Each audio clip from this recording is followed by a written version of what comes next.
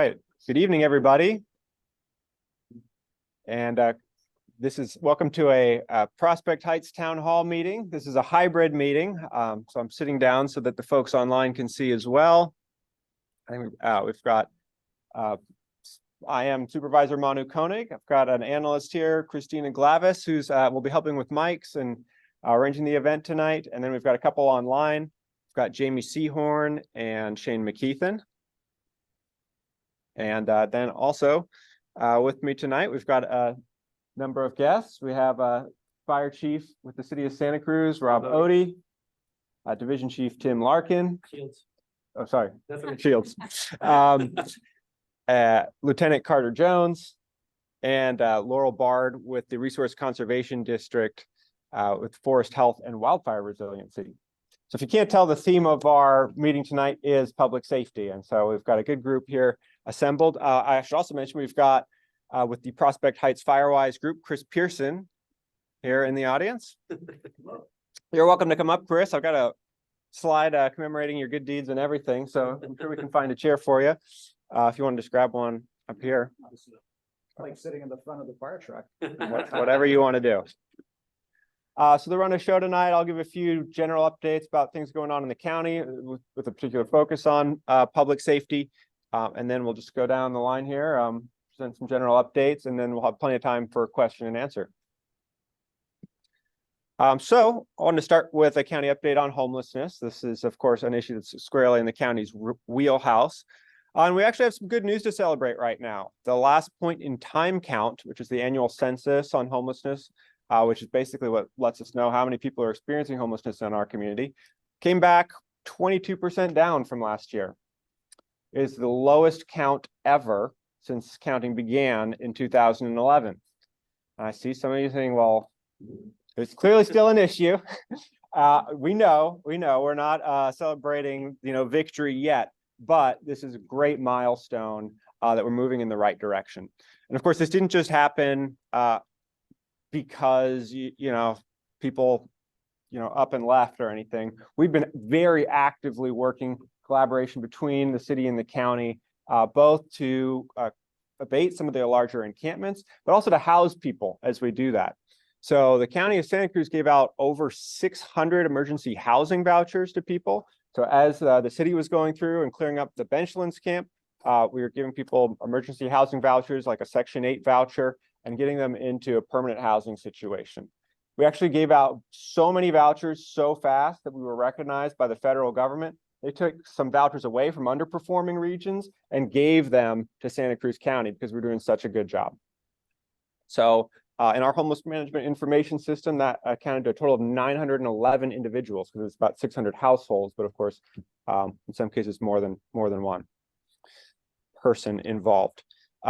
But of course, homelessness is, people are constantly entering at the same time that we're getting people out of homelessness. So there's more work to do. We do have some new housing resources coming online. The Home Key Projects, Veterans Village up in the San Lorenzo Valley is 20 units of new housing that should be up in the next year. Park Haven Plaza, 36 units over in the SoCal area near Cabrillo, should also be available to veterans, transition age youth, and homeless families. And then we recently got a great announcement that the state has given us about $10 million for behavioral health bridge housing. This is really like temporary housing, about 6 months that we can place people who are high need, experiencing some kind of mental health crisis, and help them kind of get settled as we find a more permanent location for them. We're currently planning on, we've got to get this up quickly. So we want to use county property, and we think we have to build it within basically a year from the start date. So we're planning right now on putting it right next to the psychiatric care facility we have on SoCal Avenue, right? So that way, instead of people are getting off of a 5150 hold, right, where they're a danger to themselves or others, we place them under monitoring. Of course, a lot of times when they're released from that, they don't have a place to go. They're just back out on the street. By placing this temporary housing right adjacent to that facility, then essentially we prevent them from going and being homeless in Arana Gulch or wherever else they would go off to, and we can kind of maintain some care for them. Finally, There are a number of new mental health and substance use resources coming online. Really excited to finally be getting the sobering center back.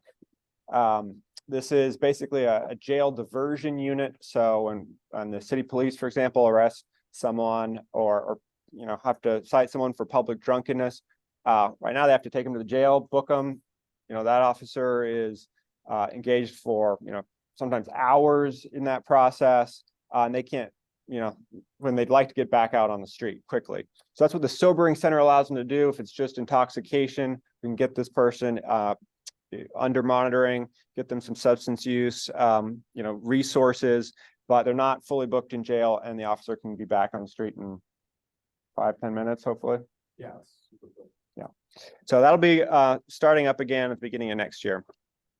County has also committed to creating a 24/7 alternative crisis response unit, again, to take a lot of the work dealing with folks having a mental health crisis or other similar issues off of law enforcement's plate, so they don't have to respond to those kind of calls. This is similar to like the Cahoots model that I'm sure some of you have heard about.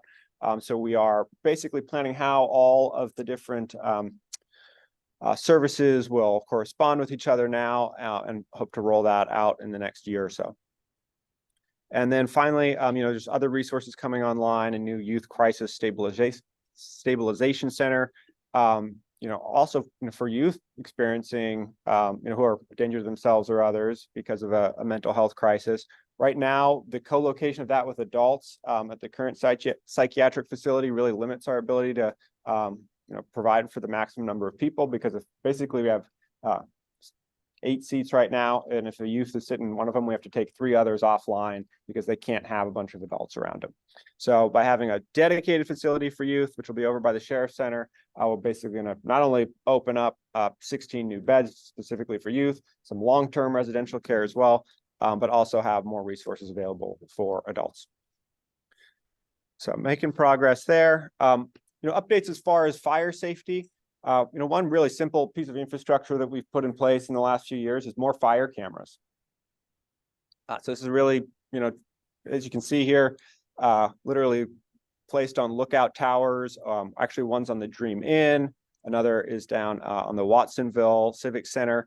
So we added 3 to an existing 4, a total of 7 locations. This was something that was called out in the civil grand jury report that the county needed more of. We got it done, and you can actually go see what these cameras are seeing at the alertcalifornia.org/cameras page. It's pretty cool. We've also updated the alert warning system. Hopefully some of you have gotten a text message, email, or other communication when there's inclement weather. I mean, this could range from dense fog to smoke warning to, ultimately, of course, as we get back into the rainy season, flood warnings. It's cruiseaware.com.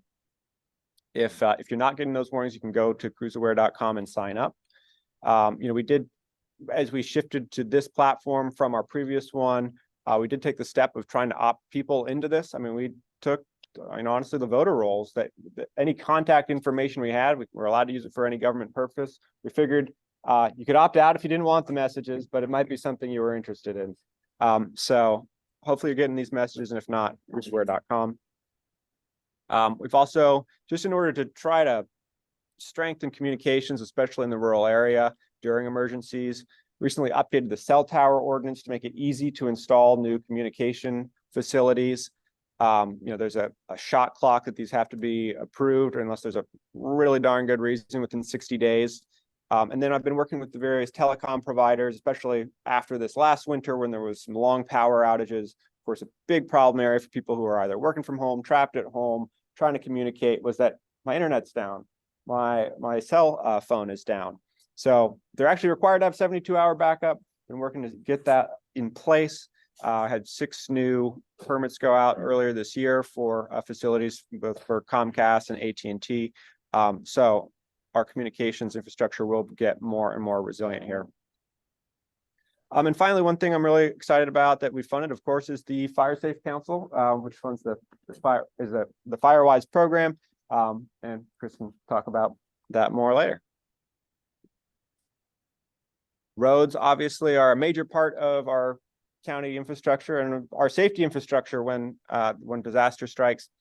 The county has over 216, if you add all these numbers up, damaged sites from this last winter. It's a lot. We were only 2/3 of the way through the repairs from the 2016-17 storms. And then these are all brand new sites. The initial estimate there, you can see in the bottom right corner, was $66 million worth of damage. It's actually doubled as we've really gotten into it. So $130 million worth of damage. Now, of course, FEMA will pay for a lot of this, but when is the question. So we are actually taking a different approach than we did with the 2016-17 storms. And rather than basically waiting for FEMA to cut us the check to do the work, we're just getting down to do the work. We are borrowing money and we're doing the work because we can process it under an emergency permit, which is a lot faster. We can get that in, sometimes under a month rather than waiting, years to go through Fish and Wildlife and all the other permits that we need, which can hold things up. So the good news is we are getting through this a lot faster than we have in the past. Bad news is there's a lot of sites, but we are taking it seriously. Last thing I'll mention that we're working on at the county is a possible mid-county trail and fire risk reduction project. So this is actually really modeled on what you got here with the Vineyard Trail in Lower De La Viega, which was a combination public access fire, fuel mitigation project.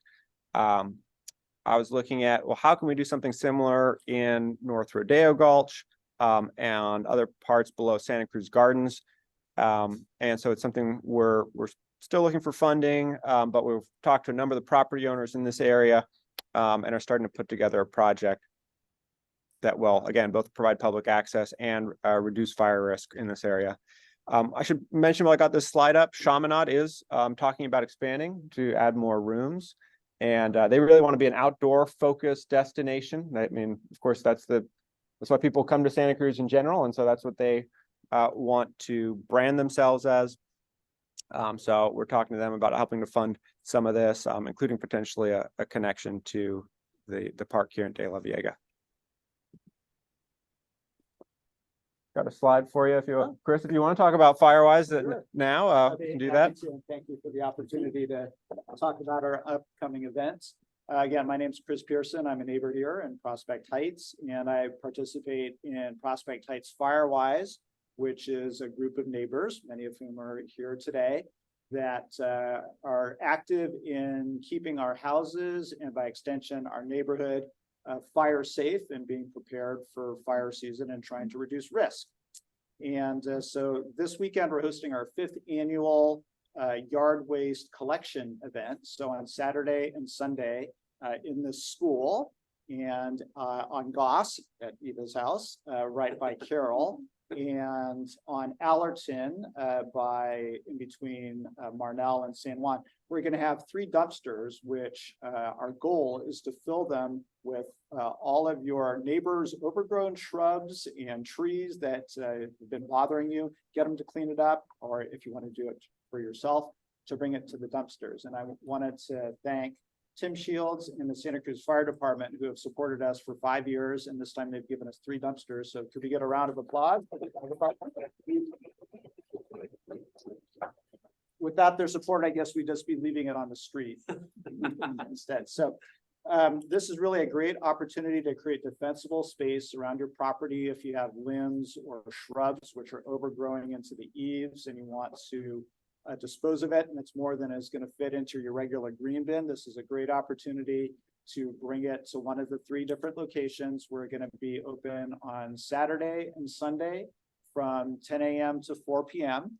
And we invite you again to come either to the school. The dumpster is going to be just outside here by the Life Lab, on Goss by Carroll, and the other one is Allerton by San Juan.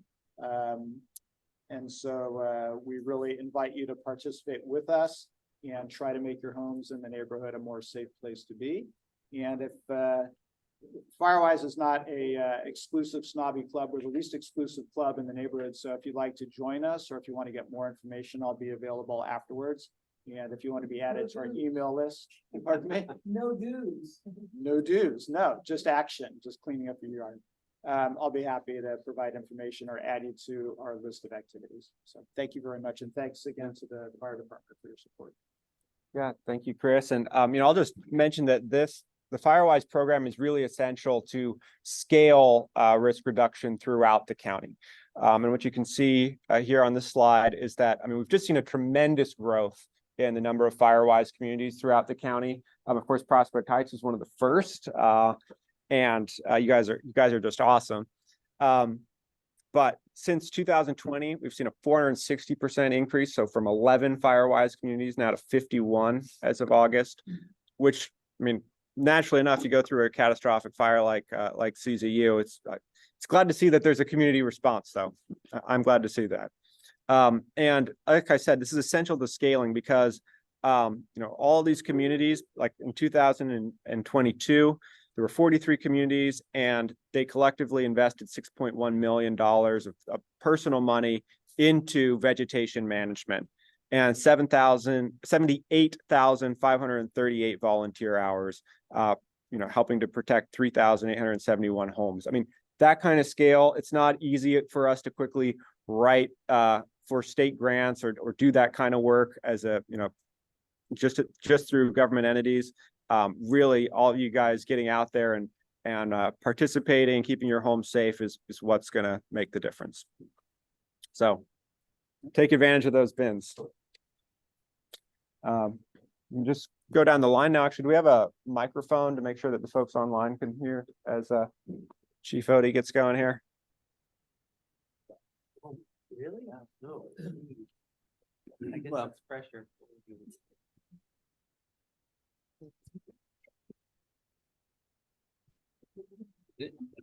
Yeah, it's working. Awesome. Again, Rob Odie, Santa Cruz Fire, the fire chief. Born and raised in Santa Cruz, so I have a vested interest in the community and the department, but of course, all of you. I appreciate you guys being here. I'll let sort of Deputy or Division Chief Shields sort of talk about the efforts that we've made this last year in terms of vegetation management. But I think I'll just sort of give you the sort of the state of the state in terms of wildfire danger. As we all know, we had a tremendous amount of rain this last winter. And the last reports that we've gotten on our fuel moisture levels, we are on track, actually below average for years past. And so that directly influences the predicted fire behavior. And right now in the coastal range, pretty much all of Santa Cruz County, even into San Mateo and Monterey portions. Of course, Monterey is a little bit different beast because it's a larger geographical area, but we are in a low to moderate. And the range pretty much goes all the way down to critical. So we're not there. We haven't been there since 2020. And so I think the thing to remember here is while we want to stay prepared and we want to remain vigilant, there's no need to panic. And it's just a matter of educating ourselves. Of course, through Firewise, we want to make sure we do the outreach, the education, but of course, with Firewise, take action. The efforts that you'll take this weekend and into the future obviously expire in terms of trees, shrubs, grass, they grow. So the efforts that we continue to do year in and year out in terms of vegetation management for our public open spaces, we encourage all of you guys to do the same and be proactive in your private property as well. Because, when you have a whole street that's doing the same thing, it sort of provides that sort of buffer, if you will, that we see when we do fire lines in the wildland environment. So again, right now, the state is looking good, at least in terms of the Santa Cruz area and our fire danger. I get questions all the time from many of you folks, and rightfully so, on are we going to close the open spaces for whether it's the unhoused community or to any activity, because truly any fire, about 99% of all fires are human caused. And that has to do with not only the unhoused, but also those folks that participate in activities in all of our open spaces, whether you're mountain biking, hiking. And so if we close those open spaces, I take into account fuel moistures and of course, predicted fire behavior. And like I mentioned before, we are in that low moderate. And so there is no cause for alarm to do any sort of widespread closure. But of course, I will monitor all those conditions that I factor in and, make those decisions. I don't take it lightly. because it obviously not only affects the folks that use the open spaces legally and otherwise, but it's also a tremendous amount of work for city staff, whether it's PD, the parks team, public works, to go ahead and enact an closure. And so again, I just try to be very judicious in making that decision, but I will continue to monitor all of the different data that we get from CAL FIRE and the National Wildfire Coordination Group out of Boise, Idaho, monitors the whole West Coast. And so I don't take that decision lightly. I'll continue to monitor it. And of course, if you guys have any questions, please feel free to reach out to our fire admin, and be more than happy to have a further discussion with you on that particular topic or anything else related to fire.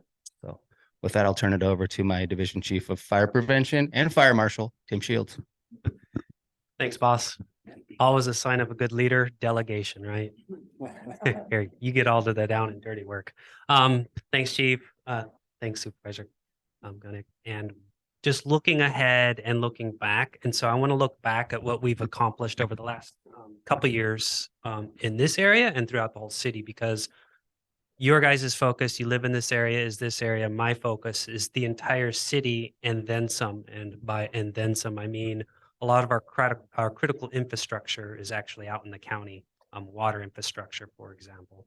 So looking backwards of what we have done, last year we finished up a large grant courtesy of State Coastal Conservancy, where we worked the De La Viega Park pretty thoroughly. We did the Vineyard Trail up into the park, up top of the world. As you've seen, it grows back pretty quickly, especially a lot of the invasive species, and I'll touch on that in a second. Over the last year, we've been awarded 2 additional grants, and we worked other areas because obviously I have a large area that I need to address. And so we were able to do work in Moore Creek, Arana Gulch, Pogonip along Highway 9, and Upper Pogonip along the Spring Trail.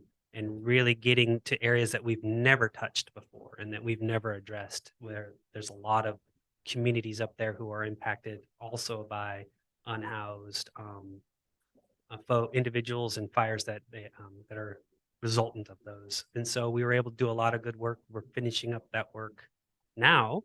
And the next piece of that grant, we're going to initiate through with our Parks Department invasive species mitigation. And so we're going to really look at acacia and scrub brush and address some of the areas and see how this goes up in Pogonip, because I think that's what grows the quickest and is most impactful to us. And so what I would like to do, and this is part of looking forward, is look at creating a 5-year resiliency plan. And really what this is, it's kind of taking, looking at the RCD, what they do. The state actually has a task force, a forest health and wildfire resiliency task force, which is fantastic. If you ever get a chance, do a search on the internet, because they're doing a lot of great things. And we really want to look at the community as a whole and how can we have a healthy forest, but also a safe forest for wildfire. And what my goal is, and I've got grant money for this, and I'm just, if any of you have ever worked with grants or state or federal agencies, it's time consuming. And so it's like pulling teeth, but we're almost on the verge of starting this plan and really looking at a 5-year plan on all of our open spaces here in Santa Cruz and our critical infrastructure. What's the proper way to manage these forests for forest health and wildfire resiliency? And so part of that is obviously invasive species mitigation, recurrence of veg management, types of veg management. Catherine back there from Firewise, we had a great presentation on grazing, not just goat, but grazing and how that can effectively address wildfire risk. And actually, I keep hearkening back to the gentleman, I don't remember his name again. This gentleman, Dylan from Ojai, has a fantastic holistic grazing approach where he actively manages the herd, and it's not just throw the goats out and they eat and gone, right? He noticed that, well, that's a steep hillside, so I need to have this type of goat and stop the grazing before it becomes a slide risk. And oh, that's scrub brush, and I need that type of goat to address that. And oh, this is grassland, I need sheep. So it's really interesting and very positive sort of process that I'm looking forward to bringing into a larger 5-year plan. And so that is something that I'm really excited about. I'm very passionate, and I think it's going to benefit this whole community because it's really something we can't do what we've been doing. And what we are doing is so temporary in terms of the cutting down of trees or mowing grasses or trimming limbs. We really need to look what's the best for the forest and what's the best for us, and how do we sort of integrate into both of those things. And so very excited about that. And so I'm looking forward to finishing this plan and hopefully enacting. Chief, is there anything else you want me to touch on? No? One other thing that I'm really excited about too, as part of our grant funding that we got last year, is we were able to purchase a wood chipper.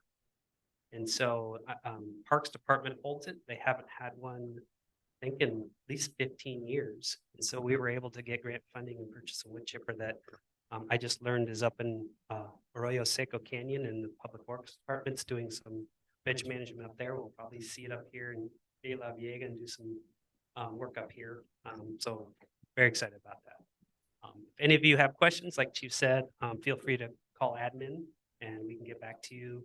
There's also emergency preparedness flyers back there, which is a fantastic brochure of what any type of emergency, what you need to do, what you need to prepare, get a go bag ready, things like that. And also go to our website, and you can also click links on home hardening and what does it mean to, make your house fire safe. And I think we also have there's brochures back there as well, but our website actually has some good links as well. So that's all I have. That was great. Interesting. Does this work? Yes, it is working. It's for the online. Yeah. audience. Okay. Yes. Yeah. Hi, I'm Laurel with the Resource Conservation District. If you haven't heard of the RCD, we are a public agency. We're a special district. We are sort of between a county and a state agency. So we operate at the county level, but we don't own any land. We help people who do own land, whether that be all of you guys or state parks or the city. We help them manage their land in a way that's sustainable and helpful for both the people who live there and also the land that we live on. So I just want to say, first of all, thank you to everyone who's in the Prospect Heights Firewise community, because Firewise communities are a really important vehicle for long-term management, both for wildfire risk reduction and also for management that can help us have healthy forests and healthy lands. So to talk a little bit about what I do, I am part of the Forest Health and Wildfire Resilience team. So you can see how this ties in with what Tim Shields was saying just perfectly. So we're focused on long-term land management for sustainability and helpful outcomes, like I was saying. And we're not a first response agency like the fire department or the police department, but we are sort of a second response agency. So we come out after certain natural disasters. So for example, we had the Forest Health team, which I wasn't yet a part of, after the CZU went out and helped people who had lost their homes or who had experienced property damage find ways to manage the land that they still had to help mitigate the risk of losing their home again.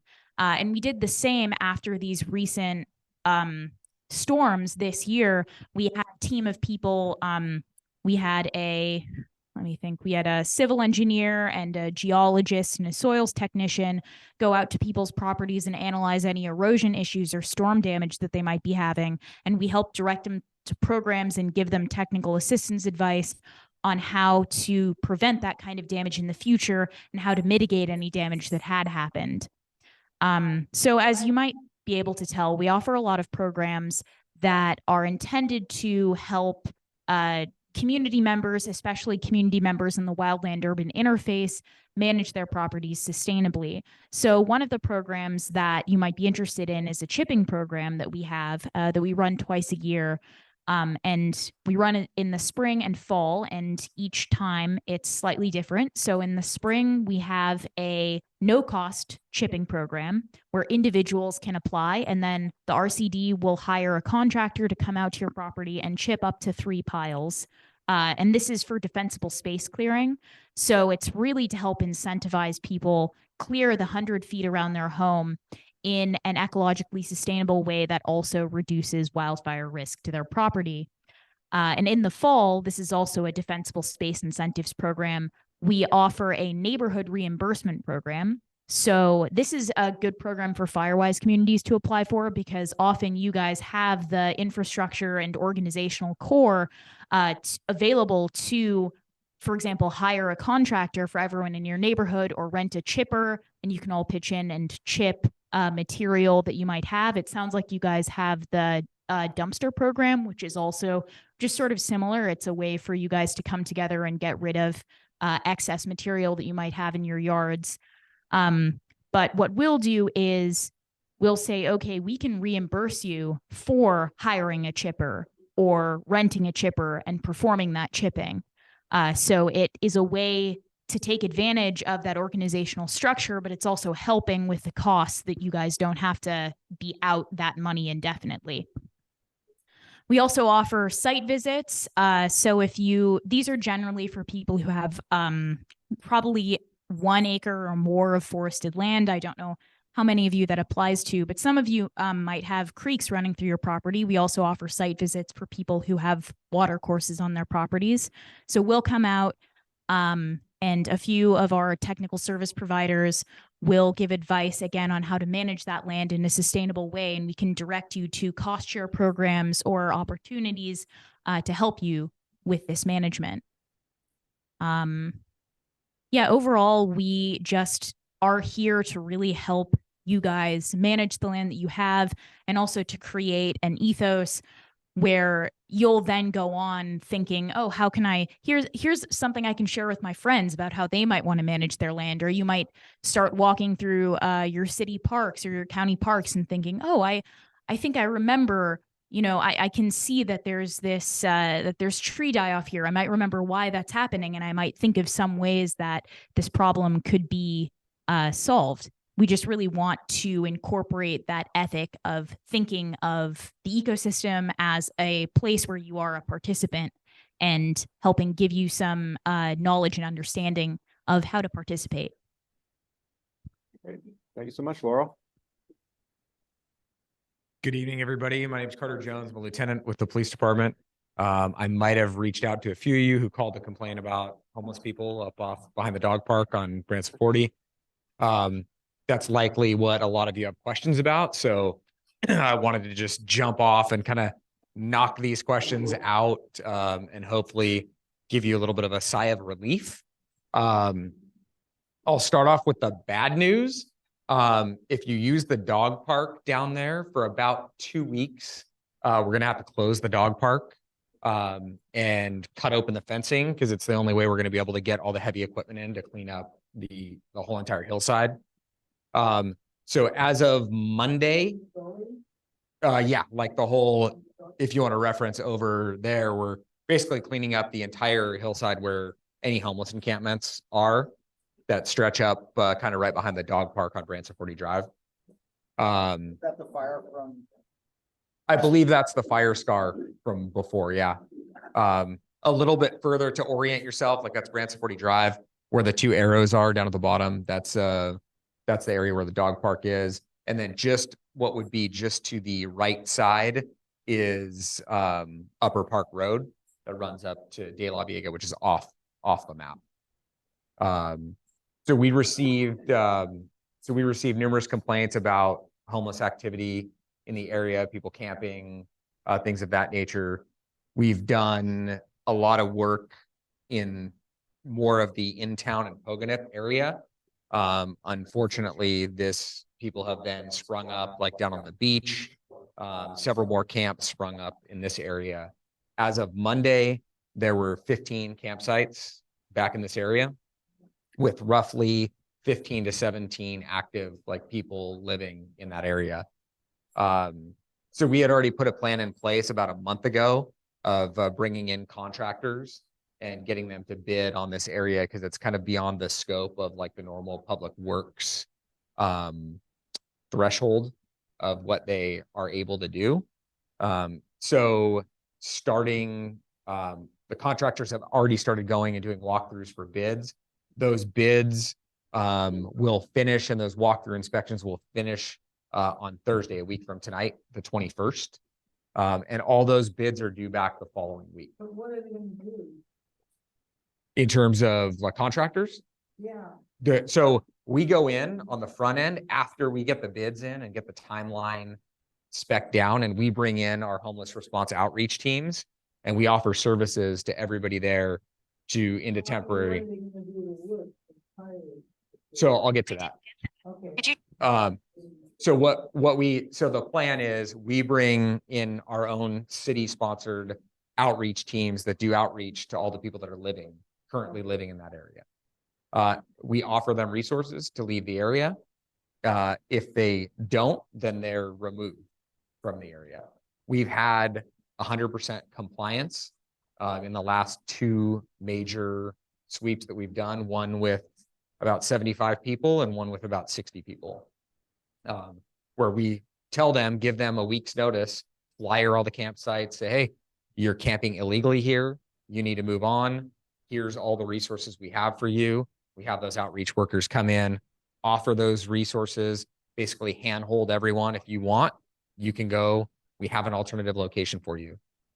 We roughly have between 25 and 33% success rate with people actually opting for those services. So it's a pretty low amount that people actually want to take on those services.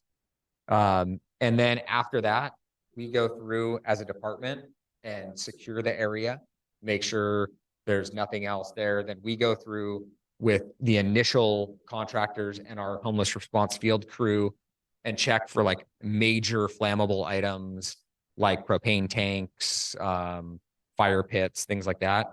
And then after that, we hand it off over to whatever contract then comes in with the low bid. And they come through, and per that contract, they have to wrap up and have a quote unquote leave no trace footprint when they're done. So we want to restore that back to a threshold long before anybody came in there. As you can see, this is, you probably can't see it from your vantage point, but there's a few campers that have been there for so long. This was taken off Google Earth. And in the lower left-hand corner, you can see some blue tarps that are actually have been there for so long, they show up on the Google overhead. So there has been about 3 to 5 campsites that have been well established there, likely well over like 1.5 to 2 years that they've been out there. We typically run in a complaint-driven fashion. So if we don't really get calls for someone being in an area, we typically don't know that they're there and won't respond out there unless we have knowledge of them being there. We do and we don't. Some of them, most of these people, we probably already know. They probably have already come from, if you're familiar with the Benchlands encampment that had well over 250 people behind the courthouse, they've moved from that area up into behind the Poganip, where we had a roughly 75 to 80 people camped up there, which kudos to the fire department for helping us with vegetation management and really cleaning up that area after we were able to, again, hire a contractor and go through that. And now this is kind of our next big encampment that we're taking on. So, so kind of to reiterate the timeline, so contractor walkthroughs are currently going on this week, all the way through Thursday, the 21st. Bids for all those contractors are due by the following Thursday, the 28th at 5 p.m. With a tentative start date of Monday, October 16th for clearing out that whole area. We'll have everybody out, like personnel people, like the people that are living there. We'll have all those people out of there in the matter of 3 days, where the long kind of arduous work comes in because it's on a little bit of a hillside, is getting in there and removing all the debris. So it's probably, so far, the contractors that have been through are estimating about a 2-week cleanup process, having at least 6 workers and a skid steer in there, 8 to 10 hours a day for working 7 days a week. So that's, we have vegetation management and cleanup contractors that there's some tree care companies that have diversified their businesses to now include tree care and vegetation management, and hauling services. Because oftentimes the city will provide dumpsters. So actually, one of the only ways that makes it financially feasible for these companies is that the city provides the dumpsters and the hauling away of all the debris, and that the companies are merely paying for the cleanup effort and moving all that trash from that location into the dumpsters, especially with oftentimes the dirt removal that happens due to spillage of gasoline, antifreeze, things like that. If you've ever taken dirt to the dump, it's like one of the most expensive things to get rid of, especially if it's like a hazardous waste related. So that's another consideration on top of everything else. But we should have this project wrapped up like by about the third week, at the absolute latest by the end of October. Is this happening because of the complaints or because the officers go up there? Since the fire hazard has been pretty, it's been a while. Yeah, so we now, based on complaint driven calls from you all, we started going up there and noticed a significant increase from these 3 to 5 camps up to 15 to 17 camps. So we go up there periodically and check, or do you have to wait? Yes. For one of us to complain? Yeah, so once this is done, like we will periodically be checking on it, but we don't have the resources to go back to every single spot that we've ever cleaned up in the entire city. So we are going to rely on this community to be our eyes and ears out there and let us know, like if people start to re-inhabit that area. Are they visible from the trails? Because I've never seen them. So the question was, are people visible from the trails? A lot of them are smart enough to be tucked back off a lot of the trails.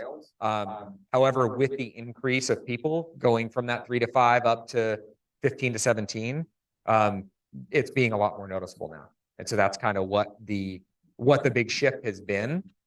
Because like I said, there's been a few people up there for a couple of years that have kind of been off the radar because they've been tucked back far enough. They're off the walking trails and things like that.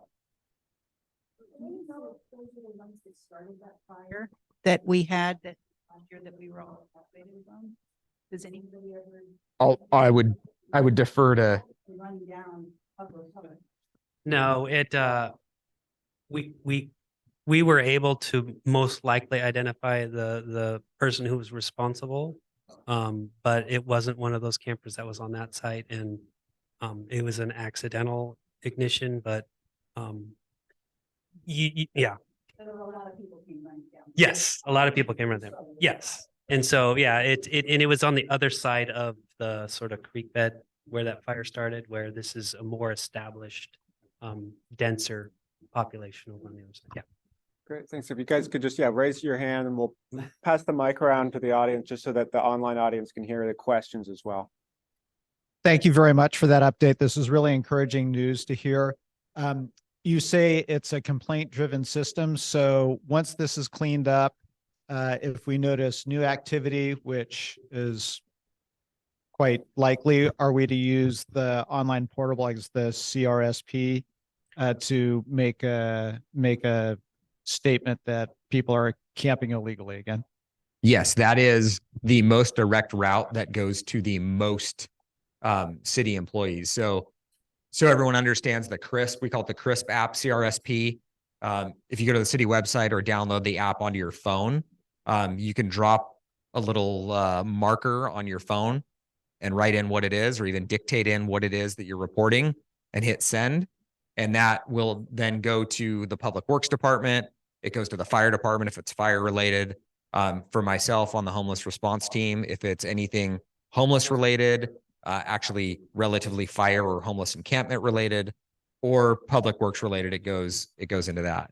So thanks for that. Is this volume driven? So the more complaints, the greater the visibility? Yes, it So is. I encourage everyone in this room to go check out the CRSP and get familiar with it.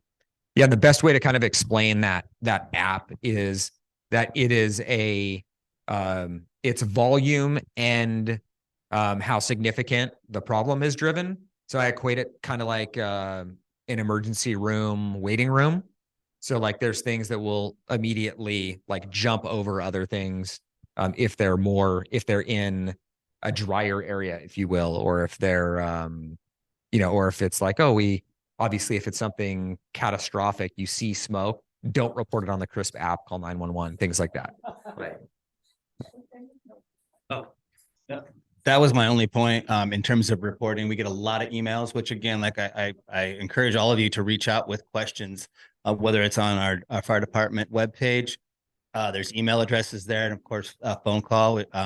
But we do get a lot of those, and because some of the reports are, well, we're seeing a fire, or we see this other illegal activity, and so email is not the best course of action at that point. If you see something that is dangerous to life or property, so fire, or again, a crime that's actively in progress, please call 911. And whether it's a fire or something that the police department will handle, we will come out. But, doing it through the CRISP app or an email will just cause a delay. And of course, it won't be actively happening at that point. It's hard for them to enforce or for us to maybe do an active or a thorough investigation to figure anything out. So. Did you have a question? Hi, my name is Kate, and I want to thank you all for all this work that's happened. I really got active almost 20 years ago, concerned for the fire danger in De La Viega. And I still am. And this year you did all that work up on the upper side of the road and nothing between the property line and the road. And that's what's going to burn my house down. So I'm encouraging to do both sides. in which I don't know which Prospect Heights. Prospect Heights. And what's the fire road just above, where you go in on Pacheco and you can walk to Park. And I'd have to take a look at the map and look at where private property and public property are. But that's part of the resiliency plan that I'm developing. We'll look at like the totality of. Well, there's areas. quite a bit of space between the legal property line in the middle of the road. Okay. And Yeah. it's very steep. Okay. In And some and- places and some places Yeah, is. and like I said, once we get that plan in place, we'll take a look at that, as I said, cyclically, De La Viega, even though we did it last year, it's probably ready next year to get a nice haircut. You like to say that? Yeah. And so- Goats. I like the idea of cashmere goats. Another great thing is, with Chief Odie working with the city manager and finance, we've been able to maintain our budget, in fact, get money back. And so I have a veg management budget that we lost last year, which impacted us, that we're able to get some of that back. And next year, we're anticipating to get that again. So we'll be able to do a lot more work. So, Well, again, I thank you. yeah, well, thank you. I appreciate it. And I think he's good with more questions.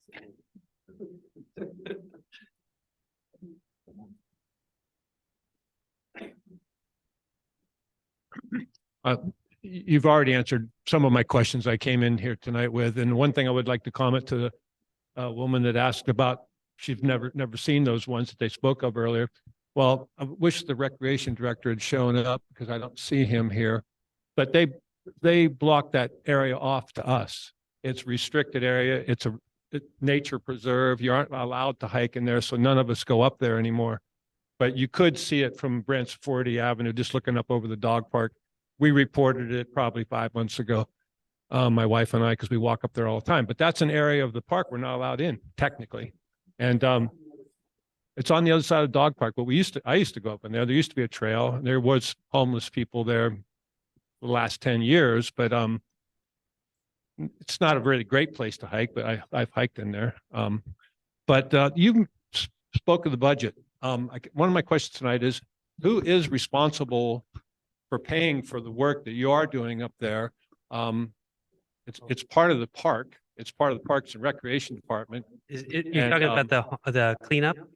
Or- The road that we're talking right above Prospect Heights. You've done a lot of work. I'm The aware of all the vegetation. work, and I wonder if your budget is what constrains you from just keeping it done and keeping up with it. Absolutely. And it's your budget, not recreation. Well, we partner with, whether it's parks, there is some water department property up here. Right. And again, I know I might be a broken record, but with this plan, I'm working with Public Works, Parks, Water Department to figure out the best way to manage these properties with the monies that we have.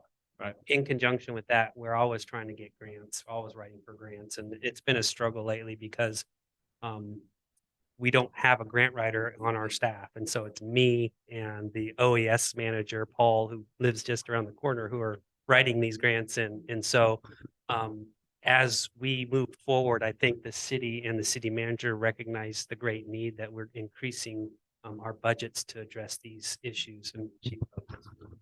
And in terms of other restrictions, there is the financial one, and that's obviously on the forefront of all of our minds in the city. But I think the other constraint that we have are the environmental ones. So there are certain times that we are not allowed to treat areas when they're in a riparian corridor.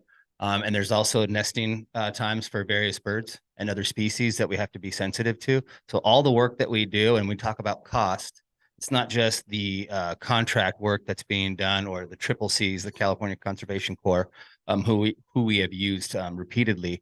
It's also the biologist that has to walk through there and identify these sensitive areas. And when they are identified with some flagging tape, we have to maintain a perimeter around there. So to some, it looks as though no work was ever done, but it's because you have a wood rat or you have some other sensitive endangered species that we are not allowed to do work at. And so we have to be very mindful. So it's the time of year, it's the specific area itself, and then it's of course these biological environmental concerns that we have to make sure that we abide by so that we don't end up having to spend more money on legal fees and, you know, being sued by an environmental group. And so have to be very mindful of all the different concerns. I get all that. I've had to deal with that when I worked at my job, but it seems like there ought to be a balance point there someplace, because I think what you're talking about is the fact that like this road right up above Prospect Heights here, the brush is 8 feet high by the time you guys get around to cutting it. I mean, we actually, the neighbors go up there and we'll push some of it back just so we can still walk that trail.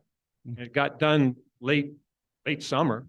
It's done now, but it's massive. Mhm. And I think in our own neighborhood, most of us keep our properties clear all the time. Mhm. There's a few that don't, but you know, we keep it, it's a steady pace and it doesn't take much work because we stay on it. But that's one thing I would question about. That's a road, that's basically a fire road. You guys could pull a truck down there if you needed, and it doesn't get maintained until late summer. So I would question that. Yeah, and I totally understand that. There's the other concern too is that we as even the park staff don't really do a lot of this work against contractors. And I don't know if many of you that have large properties have had tried to get a tree like Lewis Tree or Community Tree to come out and do your work, but they are booked out. We're talking, it's like any contractor, right? They are just are absolutely inundated, whether it's after CZU and they're starting to catch up now, but they're being hit up with tree work all the time. And so for us to get these large projects done, it's really difficult. But I will say this project, I was the fire marshal for a number of years. We probably treat this, Pogonip, and Arroyo Seco more regularly than any other park in the city. And so again, I know it doesn't necessarily meet the standard that you're trying to achieve, but we do definitely pay a lot of attention here. And the thing that I think is a benefit for this neighborhood is we have our dispatch center for the whole entire county right up above here. That's that infrastructure that Chief Shields is talking about. And so we have to maintain that. The other piece is it's a golf course, so it's already sort of maintained just by its actual nature and what it actually is up there. And the other piece that's very important to remember is it's heavily utilized, more so probably than any other park that we have. I'd say followed closely by either Arana Gulch or Pogonip. And so you have people driving up to use the golf course, Frisbee golf, you have workers, you have the Shakespeare Santa Cruz. So we have many eyes and ears in addition to all of you folks that keep us apprised of any situations or any dangers. And so our response is really rapid. But again, I agree, we'll make sure we maintain and try and make every effort to get the area treated. And I also want to say, I do hear you, and I know that sometimes it seems like that the mowing, because I know Parks handles a lot of the mowing, doesn't happen immediately. And so I'll have I'll work with the parks supervisor and the parks director to really come up with a better plan for mowing. And we'll just have to see how their plans lay out. The other thing is it's a balance for them and us as well. You don't want to mow too early, then you're just back there mowing again, but you don't want to mow too late. So it's a balance. And I've noticed that up at UCSC. I don't know if any of you go to UCSC or Pogonip. UCSC mowed in April, and they remowed in May, they remowed in July. And so they're sitting there mowing. And we came in early July, mowed once, and it worked well. So, but it's a balance, and I understand, and I'll work on that. All right. Haircut. Cluster of eucalyptus trees that are right to the right and you're looking up to Upper Park Road. So the question is about a eucalyptus grove on Upper Park. It happens to be right across from my house and it's really scary. And Yes. some of the trees, there's like two that were lopped off, but there are probably a dozen that look like in any, I mean, it's very unnerving to watch them. And I think eucalyptus is our biggest challenge. You know, it's an invasive species. But in the city though, we have the heritage tree ordinance where there's a lot of people in the community as well that really enjoy the larger trees. And so we can't necessarily cut them down. I agree with you. Again, and I understand that, and that is something that we really need to look at again holistically for forest health. What's the best for the forest, and is it mitigating those eucalyptus? Because it is time consuming, it is expensive, it's a challenge. But I do agree with you. It's challenging. Again, you got to keep in mind too, their habitat for monarch butterflies, which are an endangered species now. It's yes, I get it though. But we will again look at that as the holistic approach of what is best for the community, what's best for the forest. I know on the west side, there's a whole bunch. They planted all those yew groves for windbreaks many years ago, and now they're out. There's no way to control them all. There's so many. You look at the canyon where Moore Creek is, full of eucalyptus. That was never eucalyptus. Even when I was a kid, you look down.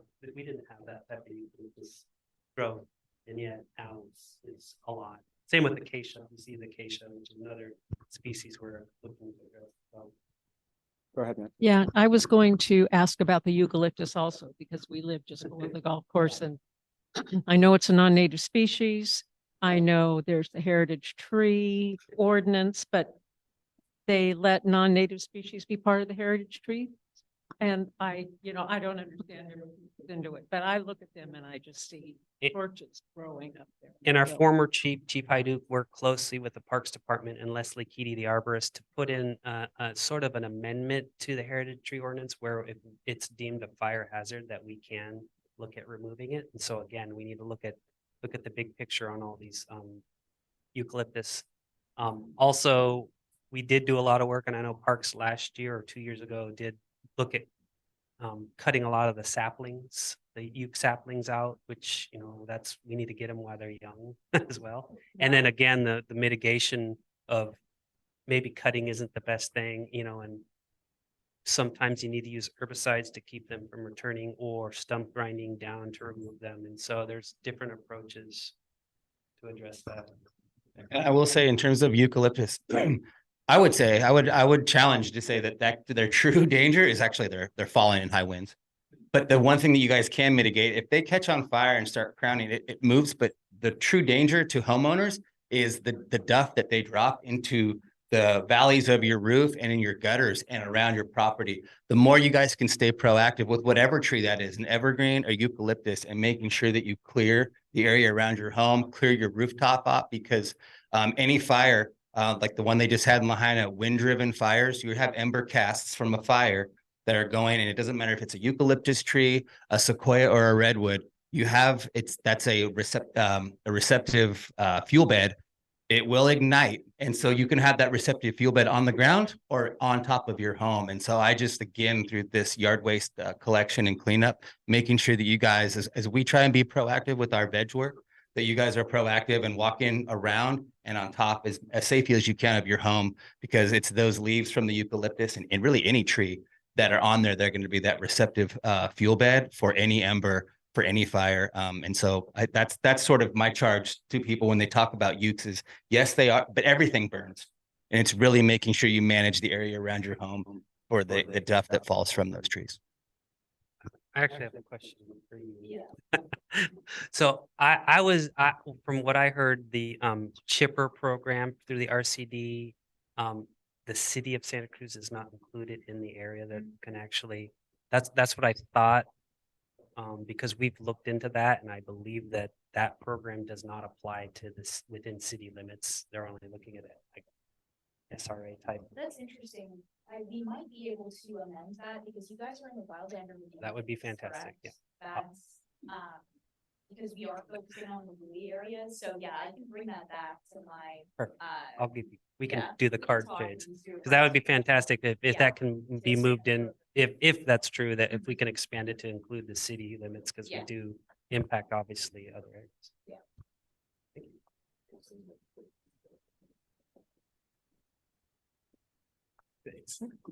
I just want to remind you guys about a meeting that took place here about a year ago, I think, right here in at the La Vega School. And it seemed like it had a Firewise sponsorship or something, but the plan for dealing with the homeless that were camping up in De La Vega seemed to have been that they had social service workers from the county who were recruited to go out and manage these camps. And that was going to be the solution to the problem of having people camping up in the wildland areas. And it was apparently driven by the Boise decision or whatever that was about, you know, what you can do with the homeless. Does this ring any bells with anybody? I think what I hear you saying is you're talking, and I remember we talked at that point in time, it really focused specifically on the Armory shelter and providing that was a partnership with the county. It was like sort of after COVID and we were working with the county. Obviously that was a state property that we partnered with the state on that. And we were having the Salvation Army and other county resource workers up there managing that encampment. And we're still doing that to this day. And so a lot of the people that we were contacting, and still to this day, if we have availability and the police department is able to sort of do a query and find out how many bed spaces are available at that site. That's where we can send people up to when we're trying to offer them some temporary solutions as we work towards a permanent solution for them. But that's what I remember us discussing. And again, we can't, because of Boise versus Martin versus Boise, it's not illegal to be unhoused or to be sleeping outdoors. And so unless we have a space available, these folks, the law enforcement can't go out and actually remove you, cite you, do anything because it's not now illegal. And so we had to maintain, that's where we established that space and the ability to sort of keep an accurate point in time count about what spaces were available so they could do the enforcement based on the reports we were getting from the community. And so that's sort of how that system was and is still currently working. Is that what you're referring to? Well, it sounds pretty similar. It just seemed like it just seemed like the Boise decision. I mean, it's always been illegal to camp, right, in the wildland, wherever, Pocono, any place like that. I'm going, well, why are we even talking about this? Having some social service people manage the campsites, even supposing they could find them all, seemed kind of crazy. But somebody tell me it's gone, please. Tell me that went away. It did not go away. However, back then we didn't have, just like Chief Odie mentioned, in order for us to be successful with this, and I'm going to use this operation right back here as the example, we have to have, so we're estimating that there's 15 to 17 people. I'll just use the number 15. We have to have 15 available beds to move those people. So whether they're in a closed area or not, the Boise decision says you can't go in as a city and move people out of a location unless you have a place for them to go. So unless we have a place for them, which we have, I think as of this morning, we had 22 spaces available. Like we don't have, then we cannot move them. So now that we have the space available, we have all the autonomy in the world to offer them resources, give them a better place to be, and move them. If they don't want to go, then they get cited, they get arrested, and we move them. But again, we've had, because we send outreach workers out, because we're compassionate in the way that we do things, we've only arrested one person in the last year and a half for not moving from a campsite. Okay. I guess that's good. The one fire up there, you're saying is not caused by the one fire up there was not caused by the homeless or unhoused person, was somebody else? No, So that fire was caused by an unhoused person, but it was a one-off camp, wasn't part of the larger encampment. Oh, okay. He was just off by himself alone. So, Okay. and I will have to say, sorry, one more thing too is the other amazing thing about the last couple large encampment enclosures, we have not been challenged in court, which is mind blowing to me that that's how well police department, the city manager is doing this process is it's not being challenged in court because we're doing it right. We're offering space, we're offering services, and people are actually taking up on those services. And I've even spoke to several people up at the Armory who are moving out into housing, which is actually really cool. It's like, wow, this is seeing someone actually be successful. So really. Great. I see we've got an online question here. Jean and Michael. I'm gonna unmute you. Hi. Thanks. Can you hear me? Yeah, we can hear you. Thanks so much. I live in the first district also, and the property that I live has a riparian corridor. I don't own the property. I rent space to live here, and there are eucalyptus trees down there in Leona Creek and all the kinds of things that I'm hearing about what it's like up there in the more northern part of the first district. But I'm sorry, I don't remember who the gentleman is in the ball cap on your panel. Are you with That's Chief Rob Odie with the City Fire Department. City Fire? Oh, okay, good. Well, I was very pleased to hear you talk about the necessity of being sensitive to the environment and the requirements of the species who live in these habitats in De La Viega Park and elsewhere, because they live there. There's hundreds of species besides us, right? And I really was glad to hear that you do take into consideration bird nesting times, other species, sensitive species. I was a little troubled that you also mentioned that you do this because you might get sued. I'm an environmentalist and I'm not going to sue you, but my feeling is that's not the reason not to do it because you might get sued. The reason is to do it because it's the right thing to do. And I wanted to be able to say that tonight because I live in this district with the same kind of fire danger next to me, but I think that it's not just us who should be able to live here. And if we're going to scalp the watershed without being sensitive to other beings besides human beings that live here, I find that troublesome. So I liked what you had to say about paying attention to that. And I think that Fish and Wildlife should be engaged in any waterway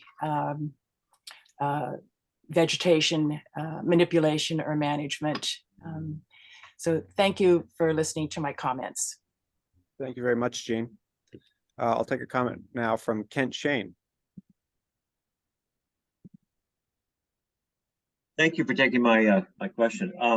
I ride an e-bike about 3,000 miles a year, up East Cliff, West Cliff, up to Wilder, down to Capitola, et cetera, and I see so many of our young ladies and young men under 18 years old riding without a helmet. It is a California state law that they are required to have a helmet on. I've seen deaths, like all of us have, of young kids because of head injuries.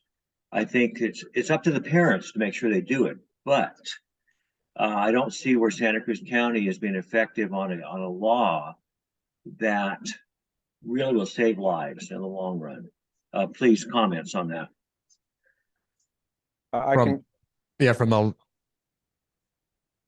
From the law enforcement side, I definitely I agree with you. It's a huge public education piece, especially for parents. The other day I had probably a 12 or 13-year-old kid on an e-bike cut out in front of me while I was driving through Capitola in my personal car. and it just and it's pretty reckless. We don't necessarily need any new laws. All the laws are already on the books. Like biking without a helmet, not biking in a bike lane, things of that nature. Like all the laws we need are there. It's more of an enforcement piece, but more than an enforcement, it's a public education piece. I think parents need to be more responsible when their kids are leaving. I see tons of kids out on e-bikes and normal bicycles not wearing helmets. And we, from the fire and police side, we respond to calls all the time of people, and not just kids, people suffering from head injuries because of bicycle accidents. So it's, I think we collectively could do a lot better job doing a public education piece on e-bike safety, bicycle safety, and definitely wearing helmets. But that is a concern that has been raised at a city level, and I assume probably at a county level here much more over the last 6 months to a year. Yeah, and What about education at the middle school, high school level? You know, have somebody come in after school hours or during school hours to educate the students on e-bike safety, and then also maybe classes that they have to have the e-bikes. They have to have a sticker on the e-bike since they've been through the safety class. Otherwise, they're going to get their e-bikes hauled in, and the parents are going to have to, you know, pay for get the bike out of compound. So how far have we gone on this?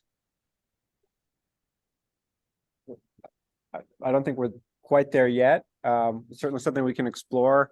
You know, as Lieutenant Jones said, I think the first piece is trying just more education and outreach. I know that, it is a problem in the county as well. CHP, the California Highway Patrol, is also the primary enforcement arm on our streets. I know they received some additional resources in order to step up both outreach and enforcement on this issue. So I think, fingers crossed, this makes an impact and we start to see some better behavior overall. But certainly, if not, we can start to explore these other options as well. Yeah, it sounds like it's a year down the road. I mean, I'm not trying to be smart about it, but it sounds like it's down the road before this is going to happen. Yeah, I mean, we'll certainly start looking at it. I think it's an excellent idea. Okay. All right. I have a question regarding fire. If I could just take one more question online, and then I'll come back to the online or the in-person audience. Abby, go ahead. Hello there. Thank you so much, Supervisor Koenig, for putting this together, and also Chief Odie, Chief Shields, and Lieutenant from City Department of Police. It's really important to have this continuing conversation. And I'm very encouraged to hear how the law enforcement is dealing with unhoused individuals, because it's an interrelated problem to do well and with compassion. And I had a question just with regard to the upcoming removal of campsites. I think the lieutenant mentioned that they sent out a team of advocates to offer services, but that up to 25%, only about 25% of the individuals accept it. So I'm wondering where the other 75% go. Do you have to find places for them? That's correct? Or I'm just hoping that it's not moving people around in a shell game so that the problem is not solved. So where do the other 75% go if only a quarter of them accept the services? Well, that right there is the $1 million question. I mean, in an ideal world, we would want 100% of those people to accept services, go into a transitional housing place where then they start to springboard into permanent housing. There are a certain amount of unhoused people in our community that are relatively resource resistant and do not want to have any sort of housing due to whether it's addiction, mental health, or any other reason. They just don't want, it doesn't fit into their agenda for any any one of those reasons to take help or take a handout from us. And sometimes we try and we might offer resources 3 or 4 times, and it's the 5th time that we reach out to someone at a different camp and we've built rapport with that person, and finally they're able to trust one of the outreach workers, maybe because of prior trauma or something like that. But then they finally accept going into a place. So that's kind of where it stands. And I was just going to add that this is also to address this problem, a reason why the state created the Care Court program, which is something that some of the larger counties like San Francisco and Los Angeles County are rolling out now. It's basically a process by which you can, it's someone who's suffering from mental health issues could be put under conservatorship, after a care program is created for them with a judge. This county will have to roll that out next year.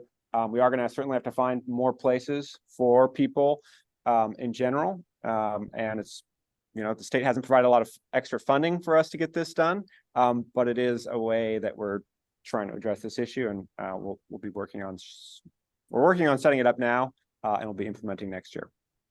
Thank you. They're very humane responses. I appreciate knowing what Thank you you, do. Abby. Pam, go ahead. Okay, my question was regarding all the fireworks we had in June and July. I was almost kind of fearful to leave the neighborhood that, I may come back, my roof's on fire. Was anybody sighted? I mean, we could almost like go out your front door and see where they were being fired off in these really dense neighborhoods, in some of these cul-de-sacs in our neighborhoods. Was anybody cited, and are we going to go through this again next June, July? Again, and periodically. We do issue citations for it, but you would think that on the heels of the Susan B. fire that we have a little bit more overall community respect, which we have definitely.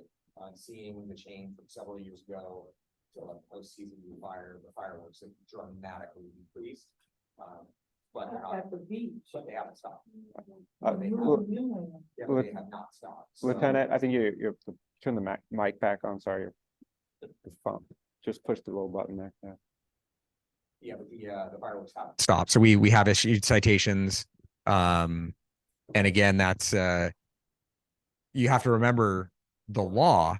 Just because someone is standing 5 feet away from a mortar that's going off, that is probable cause to contact them and have a conversation. But unless we actually see them literally lighting it or possessing it and then putting it down and lighting it, that's not enough to say that that they actually are the ones who did it. So it's so we have to catch them like in the act or in possession of illegal fireworks. In response to that, we've tried to be really proactive. I've had my staff attend some different workshops, and through Cal Chiefs and some other organizations throughout the state that have the same issue. How are they tackling that? There are a number of communities that are employing a third-party contractor that use drones and GIS to map. Those have been challenged in court. And so it's obviously a path that we're not going to take for a number of reasons, but one that I believe this community would have an appetite for, and I'm already discussed with the city manager and the police chief, is a host ordinance. So again, to Lieutenant Carter's point, just because someone's standing next to it, we actually have to see them, where now if it's on the property, it's the property owner. So you'd be a little less inclined to invite people to your house that may bring those, because it's going to be on you, the homeowner, whoever that is, whether you're there or not. So if you have children that are firing them off, it's going to land on you. So those are some of those different ways that we're trying to address this. And again, trying to take information from other places throughout the state that have the same fire risk, the same concern, and how are they trying to mitigate that hazard. And so that's something I'll continue to work on. And of course, open to other suggestions, but it is a challenge in terms of catching people in the act. But I agree, it is dangerous. Oh yeah, question in the back. Hello. Yeah, hear me? we can. But speaking to the mic for the Does online. that work? Can you hear me? No? Yeah, so a couple things, and I'm not 100% positive it's appropriate to bring this up here, but I'm hoping it is. So one, with regards to the armory, I remember a couple years ago, they had talked about using that as a location for the unhoused, and there was supposed to be a hearing about it, and it was down at the, at the city building. And I went down there, and a bunch of people from the neighborhood went down there, and it ended up getting canceled. And then they said that they weren't going to use that site. And then through COVID, all of a sudden it just happened. And so that's something that's I'm still like pretty concerned and like upset about.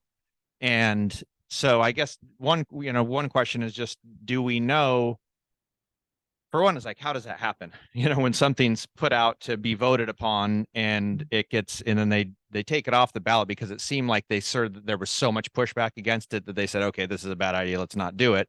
And then it just got enacted as an emergency measure and then stays there.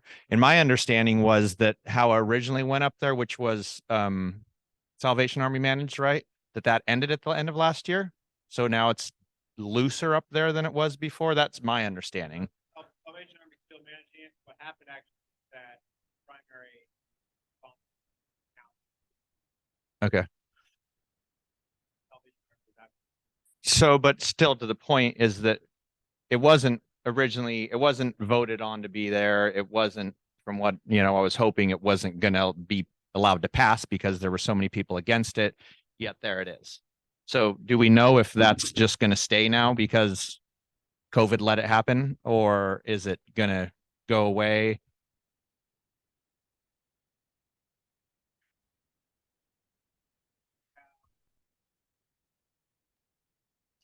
Supervisor, Manu, can you please use a microphone so the online audience can hear?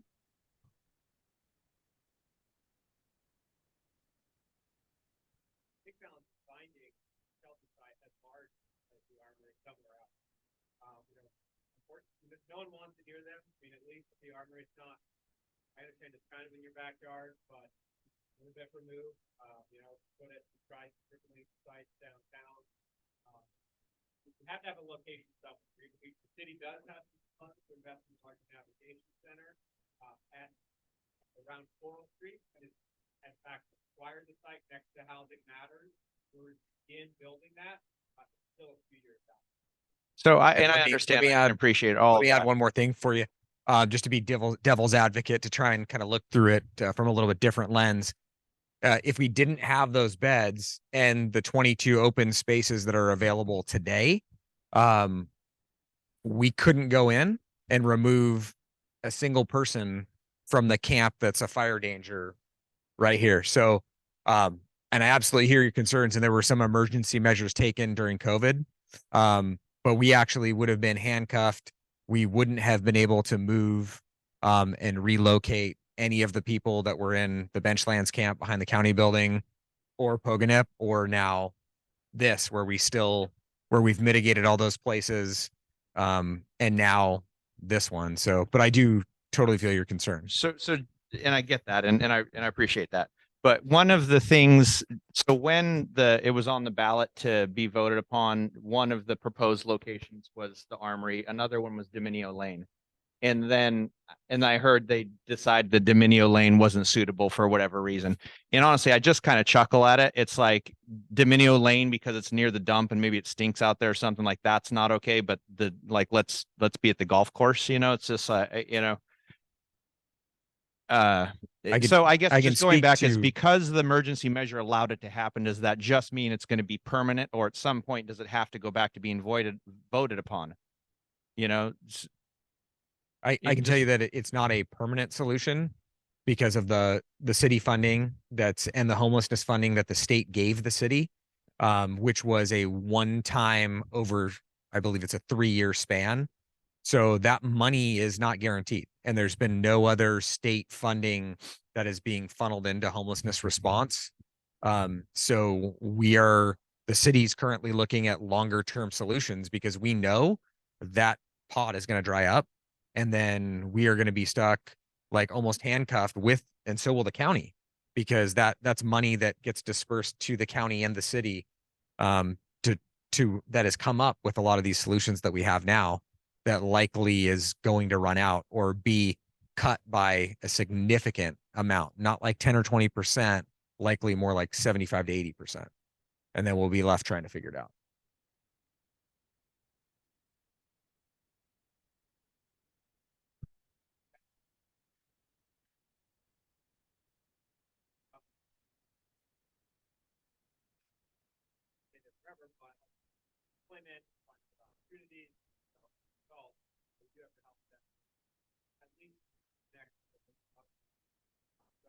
That's why long-term. That's cool. The hope is long-term to build a navigation center where it's ultimately lower cost to maintain operational costs on an annual basis because people will have better access to transportation. Okay. Two quick more things on this, and then I'm going to go to one other thing. But part of it is because I live in the neighborhood over there, and the traffic up there from the unhoused is I see it, and it's definitely increased since it's been moved up there. And what I'm hearing, no offense, but is that it's not going to get voted on, even though it was supposed to get voted on, and hopefully when it got passed, it's there and it's going to stay there until the money dries up or something else. So that I think that's what I understand. And then the other thing, and it was actually why I came here tonight, is that I saw that there's a proposal that the old animal hospital or whatever down there at the end of La Fonda is potentially going to become another spot where you're going to knock down the building and put temporary modular housing for the unhoused. That's correct. Yes. I mean, and the reason for that is we haven't settled on a location, but the reason that is a top location we're considering right now is it's already owned by the county. I mean, that old vet hospital, right now it's a, veterinary clinic for rats. That's about it. But also it's right. I mean, you may or may not know this, right next to our psychiatric health facility. And so the people who are basically go on a 5150 hold or who are brought there for other reasons, basically because they're a harm to themselves or others because of their mental state, once they're released from that hold, they're just walking out on the street. And a lot of them don't have a place to go. It's probably why we see, a continuous homeless population over at Arana Gulch there, right at the intersection. We have at least, the funding is for 34 beds. We're trying to build it as quickly as possible on property that's already owned by the county in order to get it done quickly. We would at least have a way to catch people and try to get them to a state where we can ultimately get them into permanent housing. So tonight that we heard a lot of protection talked about tonight, right? Fire protection, protecting the environment, protecting the species. And at some point I just go, at what point are we, the taxpayers, the citizens, protected?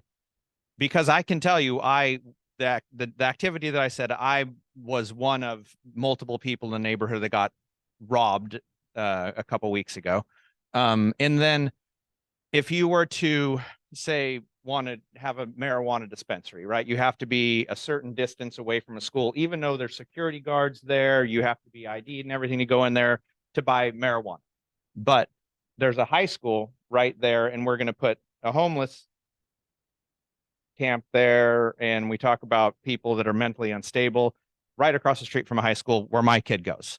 So again, it's just the eye on what we're protecting just seems to be skewed, and so I couldn't imagine that you would allow something like that to be right across from a high school. So who's protecting the kids here? Or we're more concerned about protecting the unhoused? I certainly understand the visceral reaction you're feeling with, having a student at the high school and knowing that this is being proposed across the street. I would ask, has the current facility been a problem there? Well, this one has. It wasn't supposed to be there. Okay. So at what point does our voices matter more? And no disrespect, like the person that I am, I would take the unhoused person and bring him to my house if I thought I could help him, not with my kids there, but if I didn't have a family to protect, like I would do that. I care. I do. And I try to do things to help where and when I can, but I put my family first, and that's just the thing that seems to be skewed around here. It's like, it doesn't mean that we don't have a heart and we don't care, but at the same time, we can't fix everybody's problems, and we have to put ourselves, our family, our community, and our kids first and foremost, and then we help who we can, but that line just seems like it's getting really skewed. And in like this, where the community's voice didn't seem to make a difference, is it going to make a difference there? Like, what point can the community say that should not happen? Well, if we can find an alternative site, I mean, I can tell you maybe Emmeline would be another county-owned site that we could use. Otherwise the county, I mean, 701 Ocean Street. We have the health clinic in Watsonville, but again, we need a county-owned site at the end of the day. And I mean, I understand we got to take care of our own. The reality is that a lot of the homeless population is our own. The studies consistently show that 75% of all the people experiencing homelessness in our community and throughout California are from this county or the adjacent county, but they haven't moved around a whole lot. And then 90% of all the people experiencing homelessness are from California itself. So the vast majority of the problem is homegrown. Again, this is a facility that's going to take people suffering from mental illness off the street and put them next to our kids at school. And they're already Huh? Right. At least this will give them a bed. So what's wrong with And Dominion there are Lane? treatment services, full treatment services that will be part of this housing solution as well. So, I'm happy to take this offline and continue the conversation. But ultimately, we are trying to provide services that will make I'm things going better. to leave this alone. Is that going to happen? Or is there any way of getting voices out there to stop it from happening next to the high school? We have not settled on a site. No. Okay. So do you know, will that at some point, will there be a vote on that like there was supposed to be on the one here? Typically, these things are not voted on. I don't think this was ever on the It ballot. definitely was. Definitely was.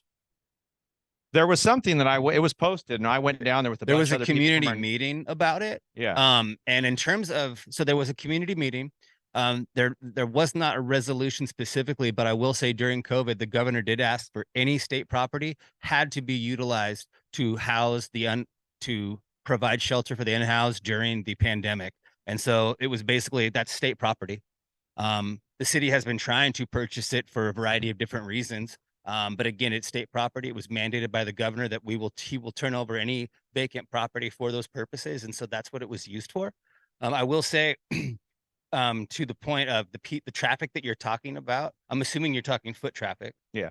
And I will say that of that site, because I was the fire marshal when we started that site, we inspected it. We also the state fire marshal comes and inspects it. We also required a fire protection ring. But to your point about break-ins and robberies, the people that are up there are all transported by van. You're not allowed to go up there or off-site on foot. So the people that you're seeing are the ones that we're trying to assist by way of mental health services or shelter, because that is the rule. And that was also one of the reasons why Demio was a challenge, because it is so far away and it's so costly to transport people in these vans, because they're in vans, not buses. And we can't take a bus up that road, as we all know. And so anybody that's at any of the shelters run by the Salvation Army or sponsored by the city, I can't speak for the county, has to have that transportation piece, because there is no foot traffic allowed. So what you're seeing is what we're trying to prevent. And so again, I agree with you. It's not perfect. And I don't know specifically, it wasn't on a ballot. There was a community meeting about it, but that all sort of went by the wayside when COVID hit. And you're right. Is it going to be there for now? Yes, it is. But is it a permanent solution? Absolutely not. And I will say, to Supervisor Koenig's point, we're trying to find some solutions, but Santa Cruz County, as a whole, there's no land. I'm trying to build a new fire station. It's property values. I can't buy a place and let alone build something that's going to be cost effective. And so to build a shelter is just as challenging in the city and also in the county. But again, to your point, I'll just say that what we're trying to do is prevent that type of foot traffic and that activity by having those places, because there are strict rules. And to Lieutenant Carter's point, people don't like to take us up on those offers because there are rules. You can't do drugs. There is a curfew. You can't just walk off site. There's no smoking, all these different things. And so they don't want to do it. And so that's where, again, we have to make sure we have the option to them. And then at that point, we can cite, arrest, remove. And so it's a difficult balance. And I do appreciate what you're saying about we're trying to appease or protect a variety of different things: life, property, environment.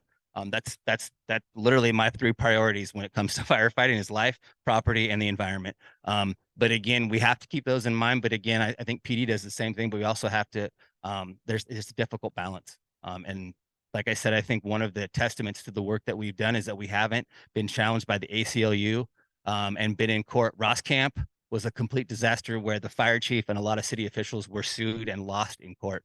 And so we learned a lot from it. And of course, we're trying to do the best we can to make sure that we're sensitive to the community, but also to that population. Because to Supervisor Koenig's point, they are some of our folks. There's a lot of folks that actually I went to high school with that are out there in these open spaces when I walk them. And so I totally understand what you're saying. But if you're seeing illegal activity, please report it.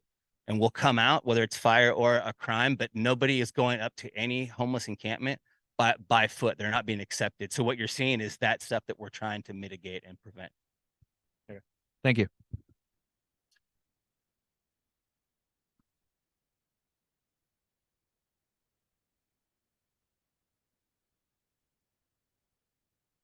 Yeah, my name's Grant Wiesman, and I actually spent 30 years working for Santa Cruz City Fire.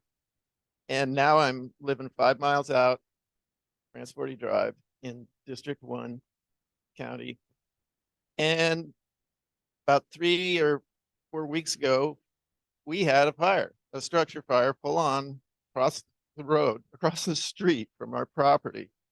And it was a shock. It wasn't really that unexpected because we'd watched as the property owner, who has, like, I think maybe 2 parcels, is a contractor and has is basically using one of the parcels as a staging area for his construction jobs, which has led to him bringing in multiple storage units and what's he got? Allowing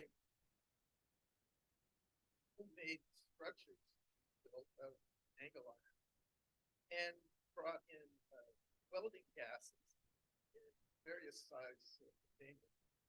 Well, I had the pleasure at 11:30 at night of down the street.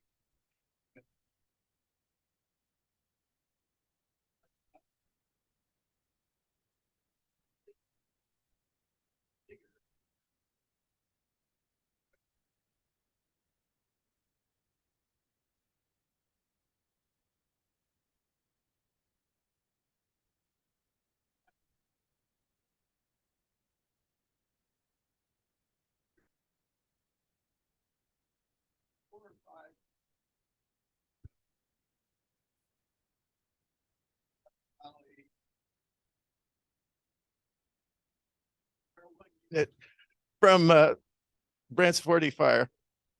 And we had actually been in conversation with the county zoning or Code compliance. Code compliance. Yeah. code compliance. And I'm just wondering if, I mean, we know that that the majority of fires are started by humans.